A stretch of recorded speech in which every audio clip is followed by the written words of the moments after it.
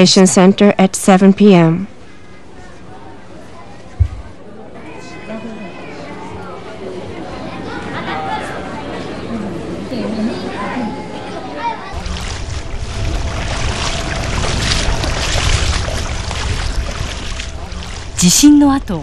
We met a woman who has not been able to locate her husband who went to his office to work even one full day after the earthquake.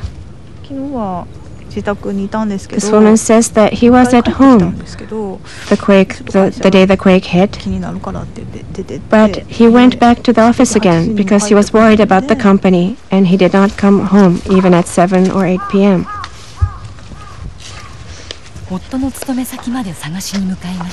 She headed off to her husband's company to look for him.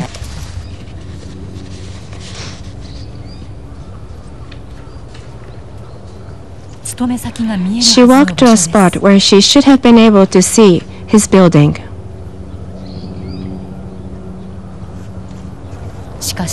But there was no building in sight.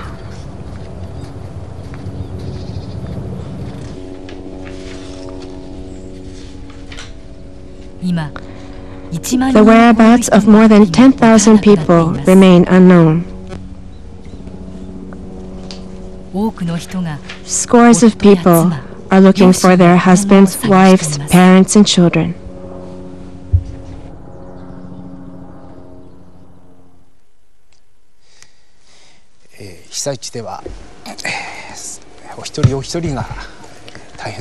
Well, each and every one of the victims are waiting for rescue to come as soon as possible.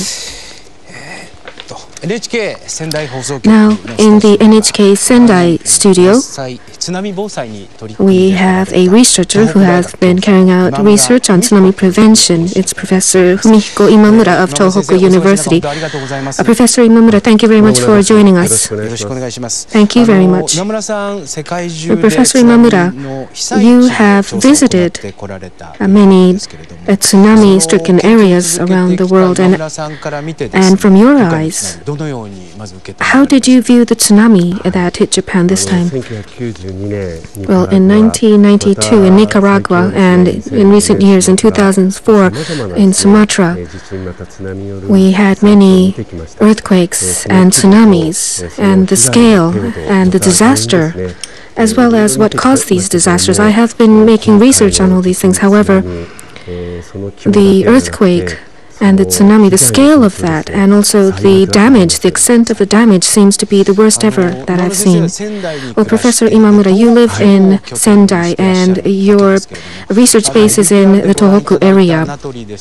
Natori, that you've seen in the VTR, and also Wakabayashi Ward, I believe you have visited many of these areas.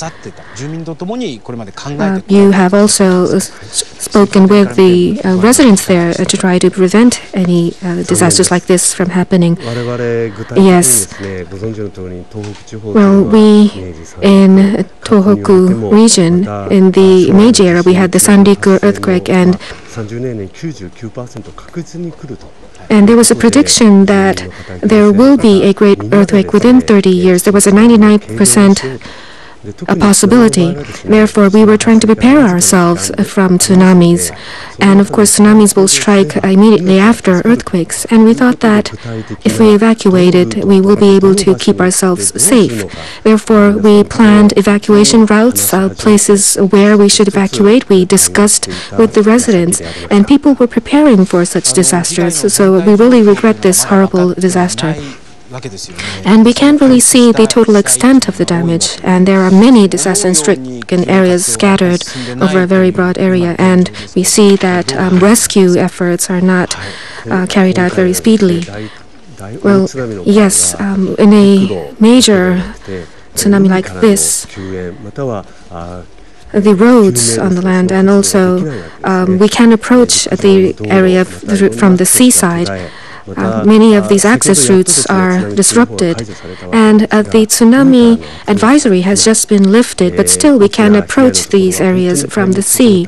It is really a devastation that we see in front of us. I think this is the reality of a major tsunami. However, we cannot stop trying to make efforts to rescue people who are waiting for us. We need to assist the victims so that we can help them recover and restore their lives once again.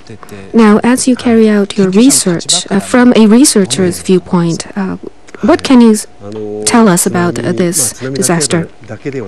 Well, it's not just the tsunami, but the basic point in disaster prevention. First of all, you need the facilities like breakwaters, seawalls, strong facilities to evacuate to, and also information is necessary in order to evacuate people, and you need to prepare beforehand. Depending on the scale of a disaster, you need to prepare. However, the things that happened was beyond our expectation. So everything was beyond expectation. We understand. Thank you very much. We'll come back to you later on. The latest earthquake was a huge, immense scale, which the government's earthquake research committee says that it was beyond assumption. And the tsunami that was caused by the quake was also beyond assumption, and it affected a wide area. Water is pouring over the seawall. This is Kamaishi. Huge waves engulfed the city in an instant.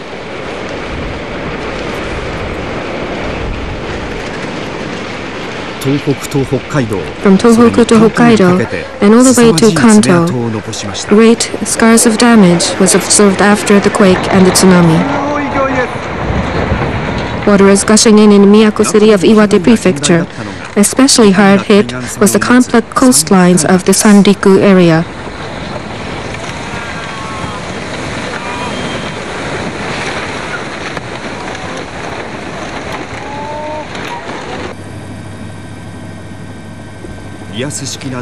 This is a Rias coastline with small inlets and coves. Once a tsunami comes into this area, the water concentrates into these small inlets.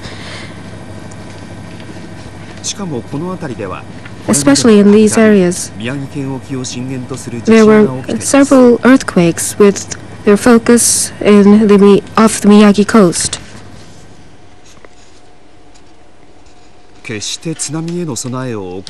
People were prepared against tsunami disasters. In Miyako City of Iwate Prefecture, there is this district called Taro. This is a photograph taken 115 years ago after the Meiji Sanriku earthquake. 22,000 people lost their lives because of a major tsunami. The district lost 83% of its population. Then in 1933, after the Showa Sanriku earthquake, 500 households out of a total 559 were washed away or collapsed.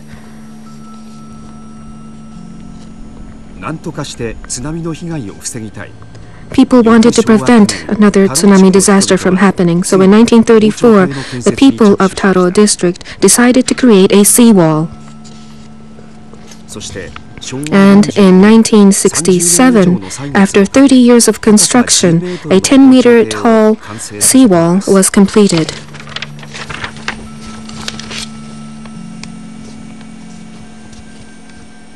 The wall was created along the inlet and river in Taro district.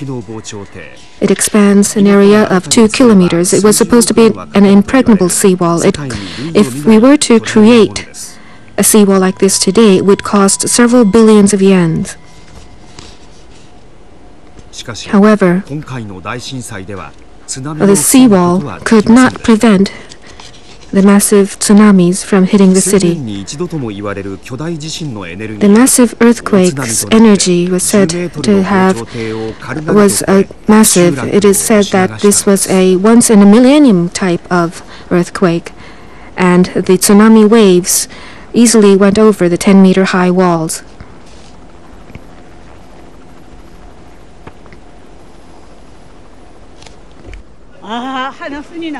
One survivor says that it was a really severe tsunami. It wasn't just the tsunami, but also the earthquake itself was horrible. She said that thinking about the 1933 tsunami, she thought that she would be okay. However, the water poured over the wall, and that was why she was drenched. The fire department people helped her to get here, she says. Another survivor says that there used to be a home there where you see a car. He points to where his house used to stand.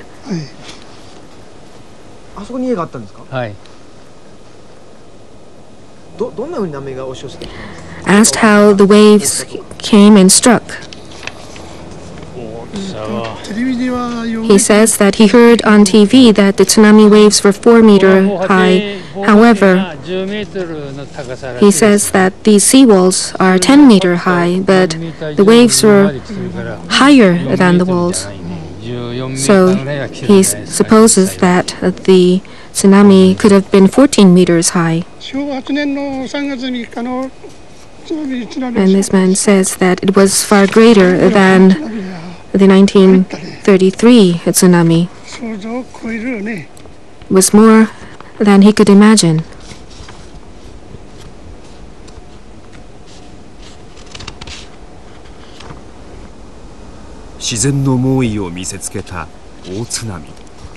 The force of nature was demonstrated by this tsunami. And the energy was more than what people expected, and the survivors were left with nothing.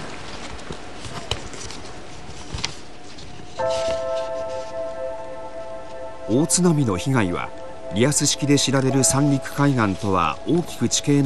tsunamis also devastated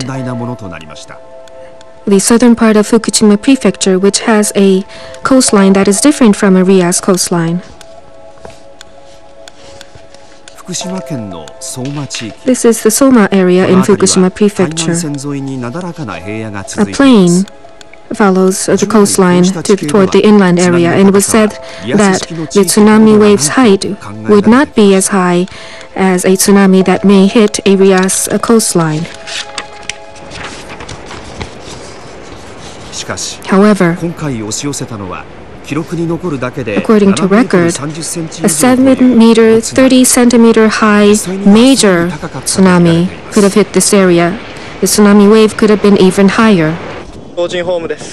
This is an elderly home, and it has been swallowed by the tsunami, and you see upturned cars.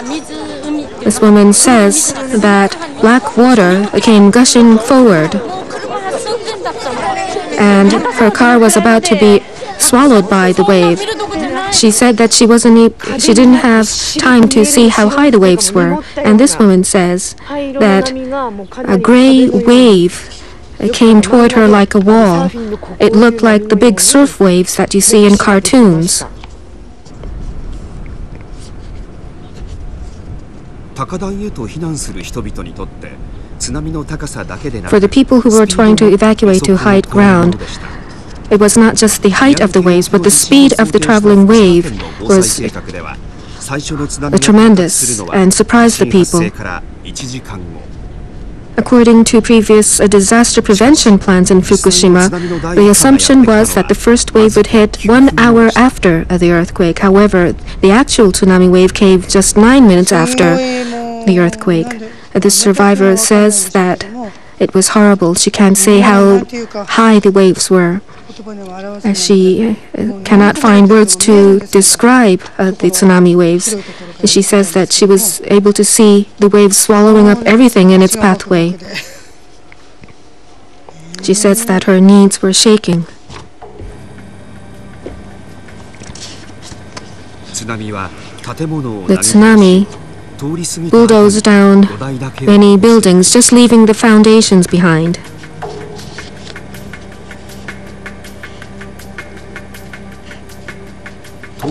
The major tsunami caused great damage over a 500-kilometer stretch along the